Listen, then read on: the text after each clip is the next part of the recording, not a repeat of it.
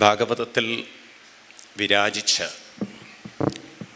ഭാഗവത തേജസ് വളരെ രസമായി രസികനായി ലോകത്തിൽ പകർന്ന 100 വയസ്സുവരെ തൻ്റെ പൂർണ്ണതയിൽ ജീവിച്ച ഒരു മഹാനുഭാവൻ്റെ എന്തൊരു മഹാനുഭാവരും പണ്ട് പാടിയതുപോലെ ഭാഗവതത്തിലൊരു മഹാനുഭാവരായ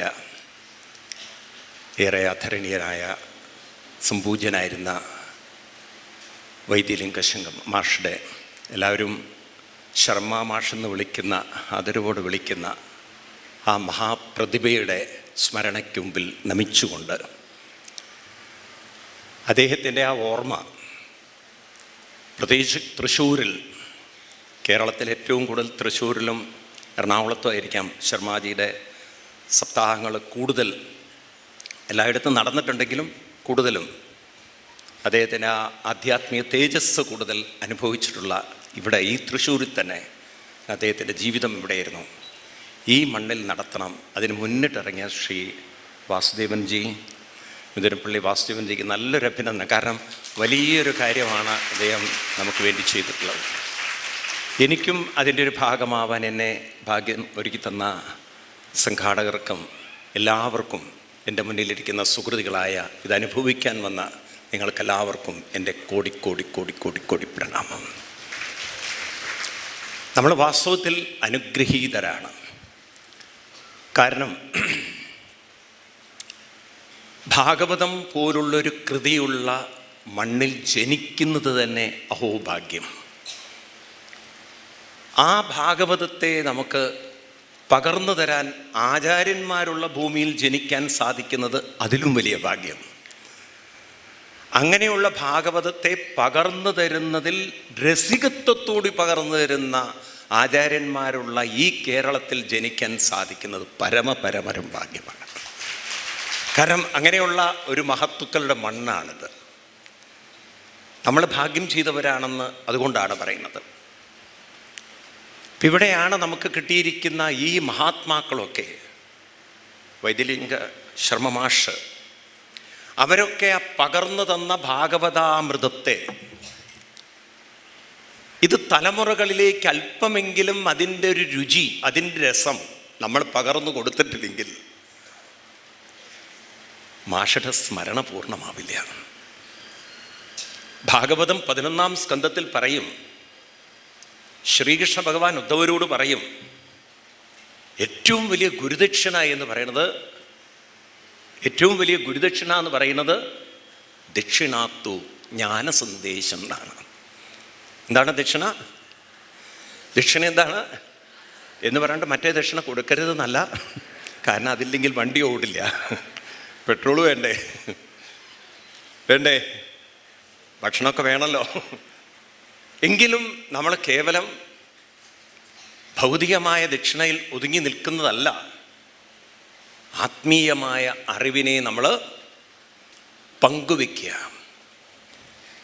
ഇതാണ് വലിയൊരു ദക്ഷിണ. ഇനി നമുക്ക് ചെയ്യാവുന്ന ഏറ്റവും വലിയൊരു കാര്യവും ഇതാണ്.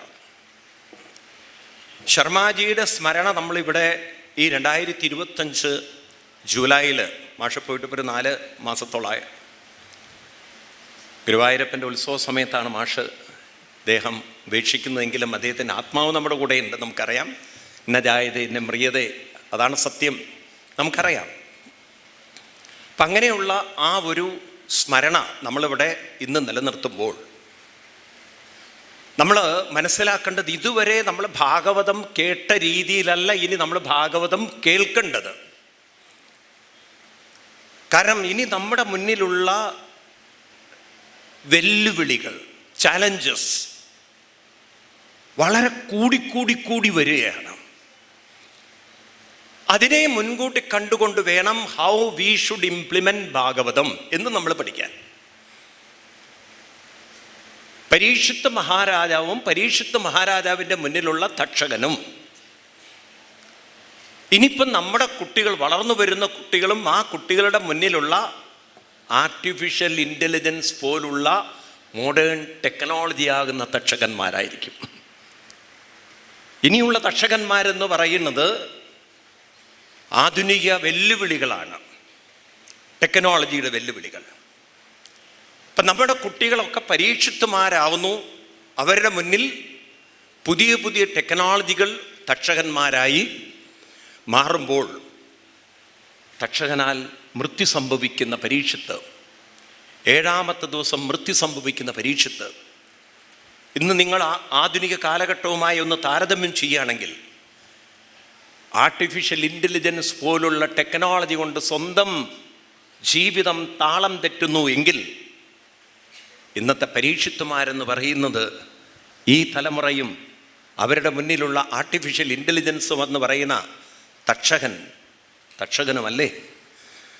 സമ്മതിക്കുമോ നിങ്ങൾ? അങ്ങനെ കാണാൻ നമുക്ക് സാധിക്കണം. വരുന്ന തലമുറകളെ നമ്മളത് ബോധ്യപ്പെടുത്തണം. ഭാഗവതം നിങ്ങൾക്ക് വേണ്ടിയിട്ടാണ്. ഭാഗവതം നിങ്ങളുടെ ജീവിതത്തിലേക്ക് വേണ്ടിയിട്ടാണ്. കാരണം നിങ്ങളുടെ മുന്നിലുള്ള വെല്ലുവിളികളെ എങ്ങനെ നിങ്ങൾ നേരിടണം എന്ന് നിങ്ങളെ പഠിപ്പിക്കുന്നു ഭാഗവതം. ഇപ്പം ശ്രീമദ് ഭാഗവതം നമുക്ക് തരുന്ന ഒരു ധൈര്യം, ഒരു കറേജ്, ഒരു കോൺഫിഡൻസ്, അത് ചില്ലറയല്ല. അത് അപ്പം മനുഷ്യൻ്റെ ഉള്ളിൽ ഉറങ്ങിക്കിടക്കുന്ന ദൈവീകത ഉണർത്തിക്കൊണ്ട് നമ്മുടെ മുന്നിലുള്ള വെല്ലുവിളികളെ നേരിടാൻ നമ്മളെ പ്രാപ്തരാക്കുക. വാസ്തവത്തിൽ ഭാഗവത കഥയെ അതുപോലെ നിങ്ങൾ എടുത്താൽ നിങ്ങൾക്ക് ഭാഗവതം പ്രയോജനപ്പെടില്ല. ഭാഗവത കഥയെ നിങ്ങൾ നമ്മുടെ ജീവിതവുമായി ചേർത്ത് വെച്ചാൽ ഭാഗവതം എന്നേക്കുമുള്ളൊരു മെസ്സേജാണ്. ഭാഗവതത്തിന് ഒരിക്കലും കാലം ഇല്ല. അങ്ങനെ ആയതുകൊണ്ടാണല്ലോ ആചാര്യന്മാർ അതിനെ വ്യാഖ്യാനിച്ച്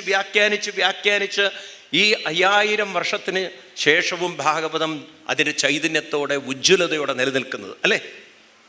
ആണോ? അല്ലെങ്കിൽ ഭാഗവതം നിലനിൽക്കില്ല, കഥയിൽ മാത്രം ഒതുങ്ങിപ്പോകുമായിരുന്നു. അപ്പം ഭാഗവതത്തിന് ഇന്നും ഒരു പ്രസക്തി വരുന്നത് അത് കാലഘട്ടത്തിൻ്റെ പ്രശ്നങ്ങളെ നേരിടാൻ മനുഷ്യരെ സജ്ജമാക്കാനുള്ളൊരു കഴിവ് അതിന് ഉള്ളതുകൊണ്ടാണ്.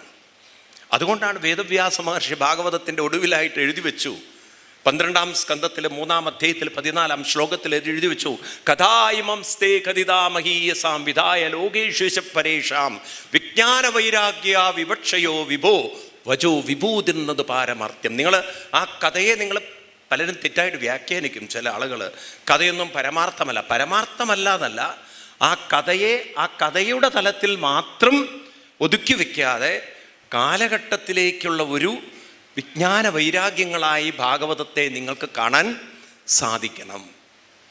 അപ്പം ഇന്ന് നമ്മുടെ ജോലി അതാണ്. ഭാഗവതം കേൾക്കുമ്പോൾ ഈ ഭാഗവതത്തിലൂടെ നമുക്കും അതുപോലെ തന്നെ തലമുറകളിലേക്കും ഇതിൽ നിന്ന് എന്ത് സന്ദേശമാണ് നമുക്ക് കൊടുക്കാൻ സാധിക്കുക എന്നുള്ളത്.